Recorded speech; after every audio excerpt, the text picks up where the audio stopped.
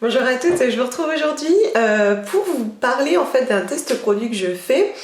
Je vous en ai parlé un petit peu sur Facebook et sur Instagram et vous m'aviez demandé en plus si j'allais faire une vidéo, je vous avais dit que non.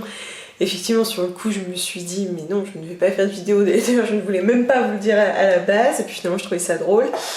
Et puis en y réfléchissant je me suis dit bah tiens pourquoi pas leur en parler ou en tout cas leur parler du concept, peut-être que ça n'intéressera qu'une poignée de personnes, mais voilà, cette poignée de personnes sera sans doute très contente. Alors en fait, c'est ce que je vous expliquais, il y a quelques années, je pense que ça fait à peu près 8 ans, je me suis inscrite sur TRND, qui est en fait une plateforme de test de produits. Alors bon, tout simplement, vous vous inscrivez. Je pense pas que je puisse vous parrainer à mon avis, vous vous inscrivez toute seule, vous remplissez un profil et donc après vous êtes susceptible d'être sélectionné pour tester des produits. Finalement on représente un panel, les marques contactent la plateforme et voilà, ils leur demandent de choisir 1000 personnes pour tester en fonction donc de l'âge, du niveau socio-professionnel, voilà, du foyer, etc., etc. Et donc je m'étais inscrite là-dessus tout simplement parce que bah, moi tester des produits, donner mon avis déjà à l'époque ça me plaisait bien. Et surtout j'avais commencé à déménager à cause du travail de mon conjoint. Et d'ailleurs ça peut être potentiellement un conseil, je pense d'ailleurs que je vous en avais déjà parlé. Quand on est à la maison par choix hein, ou autre, notamment mère au foyer, etc., je trouve que c'est sympa de faire ce genre de choses. Voilà, ça apporte une nouvelle dimension à la vie, on peut échanger avec des gens, puisque derrière tout ça, il y a aussi des communautés. Et voilà, j'avais fait ça pour pas sombrer dans la déprime. C'est vrai que j'étais assez seule, on se retrouvait dans des petits patelins perdus, loin des amis, loin de la famille.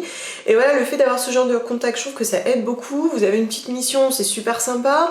En plus, vous devez trouver vous-même des testeurs, donc voilà, je trouve que ça favorise l'échange. Et ça aussi des fois de sortir de l'isolement, des petites choses comme ça, donc peut-être que ça pourrait vous intéresser, du coup voilà je vous en parle, en sachant que vous pouvez tester n'importe quoi, hein, de l'alimentaire, du papier essuie-tout, du liquide vaisselle, des cosmétiques, des produits pour animaux, enfin on peut vraiment tester tout et n'importe quoi. Et donc là voilà je fais de la cosmétique. Alors je ne m'étais pas rendue sur mon compte depuis X années. En fait il m'avait juste envoyé, en fait c'était ça je comprends mieux, une enquête sur la façon dont je choisis mes cosmétiques, ce que je trouvais particulièrement intéressant. J'avais bien chargé la mule en disant que pour moi la composition est super importante, que c'est comme ça que je choisis, etc. Et puis voilà, et c'est tout. Après ils m'ont dit il va y avoir une enquête Yves Rocher, vous pouvez venir interagir parce que plus vous êtes actif, plus vous avez de chance d'être choisi évidemment. Hein. Mais voilà, j'avais pas réagi parce que bah, ça m'intéressait pas. Et au final j'ai quand même été sélectionnée, je pense que c'est parce que j'ai un blog à mon avis, voilà. Et du coup ils m'ont envoyé dans la foulée le colis.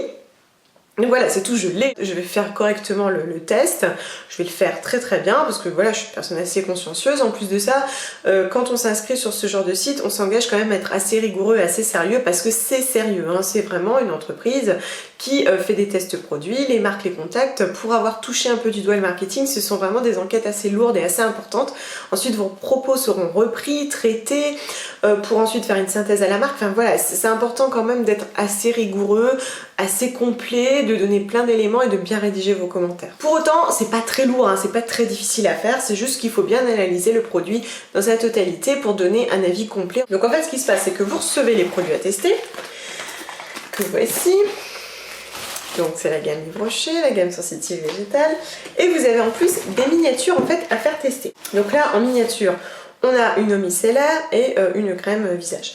Donc en fait, libre à vous, hein, vous faites tester à vos amis, à votre famille, peu importe, vous faites tester à qui vous voulez, et dans l'idéal, c'est qu'ils vous disent ce qu'ils en ont pensé.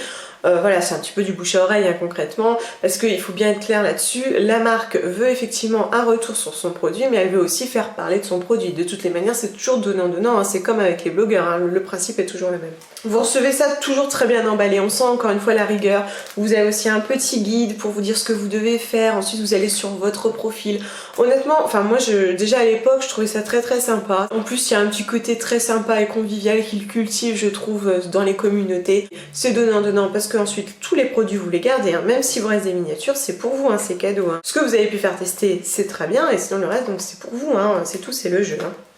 Donc effectivement je dois tester la gamme sensitive végétale de Yves Rocher. Vous vous doutez bien que Yves Rocher n'est pas une marque que je consomme. En revanche, ma mère, oui, elle aime notamment une crème chez eux. Donc du coup, je me suis dit, ma foi, ça peut être l'occasion aussi pour elle de tester. Donc voilà, du coup, je pense que je vais le tester avec elle parce que je suis pas dans la cible, je suis très regardante sur les compositions, on n'a pas de label vis-à-vis des tests sur les animaux. Bon voilà, tout ça, ça m'embête un peu. Cela dit, je vous ai dit, je vais faire correctement la démarche, je vais faire le test correctement. Donc on commence avec une crème hydratante. Donc en fait, toute la gamme travaille sur l'idée que c'est une gamme assez douce, en tout cas destinée aux peaux sensibles et végétale. Alors en fait ils jouent sur le mot végétal parce qu'ils ajoutent un extrait de cette plante, Sigesbeckia, je ne sais pas ce que c'est. Et en fait vous retrouvez cet extrait à chaque fois en fin de composition, mais vraiment en toute fin, hein, fin pour dire avoir un petit extrait. Donc voilà, cette plante aurait des vertus. On la trouve effectivement dans la composition, il n'y a pas de mensonge, de toute façon c'est impossible, hein, la loi leur interdit. Alors donc voilà, du coup j'ai mon produit, donc en fait voilà, vous analysez bien l'ensemble de vos produits. Moi j'ai déjà tout bien regardé, les compositions, les packagings, ce que ça m'inspire.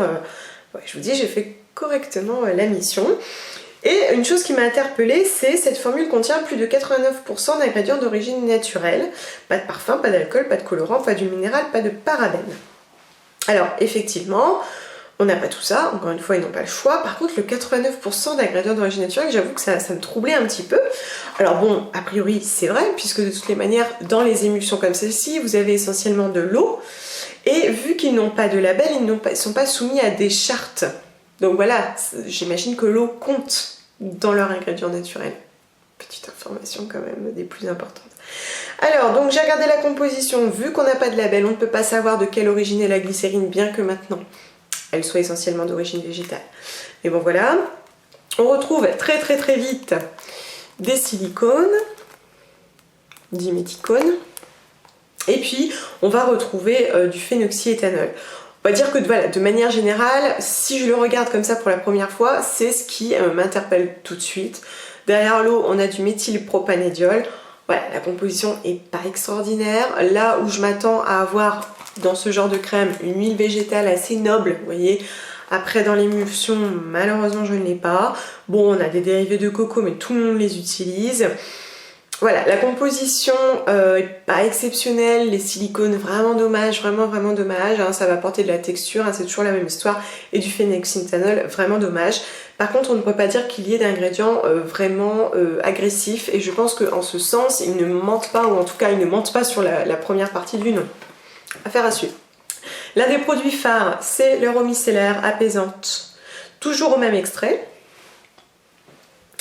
Alors là, je leur ai dit, c'est pareil, hein, on a de l'eau, méthylpropanédiol, glycérine, ensuite on a des PEG, du phénoxyéthanol. Je dis, waouh, mais une eau micellaire, c'est tellement facile, c'est dommage, quoi, c'est vraiment dommage. Bon, après, on a essentiellement de l'eau, mais vous voyez, on va retrouver de l'EDTA. Voilà, je suis un petit peu déçue. Pour l'instant, je suis un petit peu déçue parce que, c'est... Je trouve que la composition vraiment est pas exceptionnelle. En plus, apaisante 2 en 1. Qu'est-ce que ça a de 2 en 1? On ne sait pas. Ça nettoie et ça apaise, c'est ça? Cette formule contient plus de 93% d'ingrédients d'origine naturelle, mais c'est pareil. Là, vous avez essentiellement de l'eau. Je sais pas, vous avez ça d'eau, quoi. Donc voilà, je pense que du coup, il compte l'eau. De toute façon, j'ai déjà répondu à une première enquête, oui, parce que vous répondez à des sondages. Et donc dans le sondage découverte, j'ai déjà dit que j'étais extrêmement surprise et que voilà, je ne comprends pas que je retrouve du phénoxyéthanol, que je retrouve des sulfates dans certains produits. Alors c'est une gamme sensible, pour peau sensible. Et voilà, je leur ai dit que j'aimerais bien avoir plus d'infos sur ce 93% d'origine naturelle qui est à l'arrière, mais étrangement pas énormément revendiqué devant. Voilà, je leur ai posé la question. Après, il ne faut pas être hostile, hein. Si c'est pour vraiment casser du sucre sur le dos de la marque, c'est pas la peine. Voilà, j'ouvre le débat. Je leur dis que je suis très surprise, peut-être un peu déçue, que je demande des informations. Vraiment, je le fais avec énormément de rigueur, hein. Je vous jure, hein, vous me connaissez, vous savez comme je suis.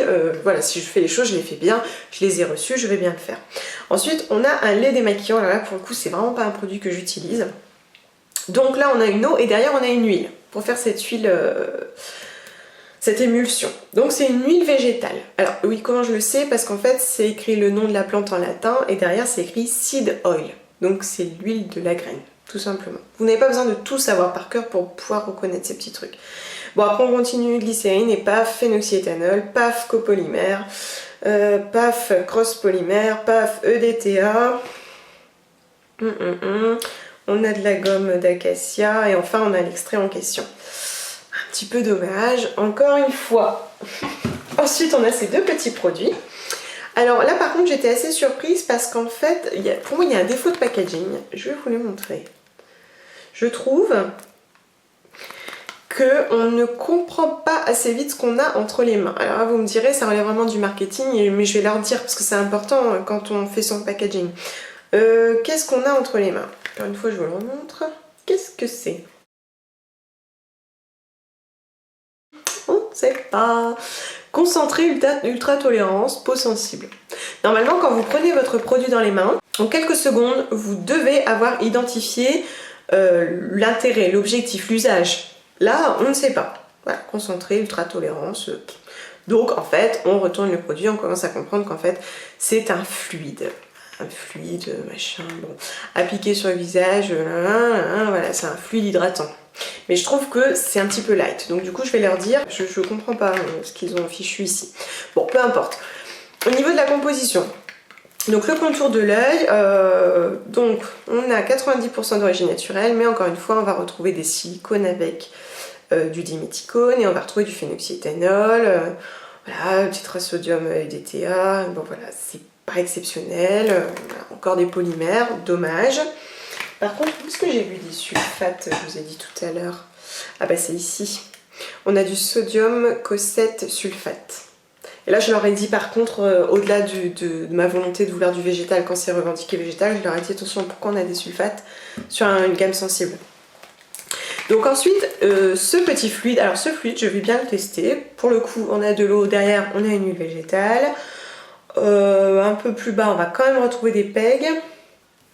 Cross polymère. Bizarre, j'ai l'impression que vous voyez flou là.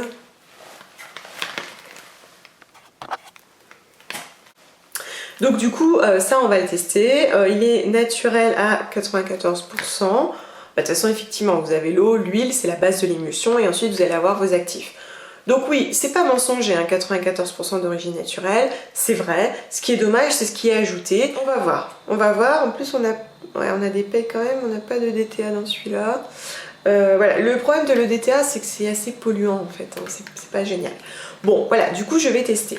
Tout ça pour vous dire que si ça vous intéresse de tester des choses, n'hésitez pas à aller vous inscrire. Vous n'allez peut-être pas être sélectionné tout de suite parce qu'il faut quand même être assez actif, répondre à votre profil. Vous avez plein de sous-cases dans le profil, l'alimentation, la télé, voilà, c'est vraiment un petit peu tout. Mais ça peut vous occuper. Moi, je trouve que c'est quand même assez convivial. Honnêtement, ça m'a évité de déprimer à certains moments. J'étais toute contente à l'époque de recevoir mon colis. Je trouve que dans l'idée c'est sympa et surtout pouvoir donner son avis.